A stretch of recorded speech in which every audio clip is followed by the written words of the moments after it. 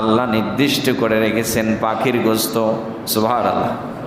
আমরা এখন কোনো পাখি শিকার করে খাইলে সেটা রাষ্ট্রীয়ভাবে অপরাধ, আমরা চাইলেও খাইতে পারি না। কিন্তু আল্লাহ বলেন না, জান্নাতীদের জন্য আমি উত্তম এক প্রকার পাখি, তাফসিরে এসেছে এটাকে ইস্পাত পাখি বলা হয়, দেখতেও সুন্দর আর খেতেও অত্যন্ত সুস্বাদু। আল্লাহ রাব্বুল আলামিন বলেন এই পাখিগুলো জান্নাতের ডালে ডালে ঘুরে বেড়াবে, আর জান্নাতের মেহমানেরা স্বর্ণ খচিত পালঙ্কের মধ্যে বসে বসে এই পাখিগুলোকে দেখে দেখে মনের মধ্যে শুধু বলবে, আহ পাখিগুলো দেখতে অনেক চমৎকার, যদি খাইতে পারতাম।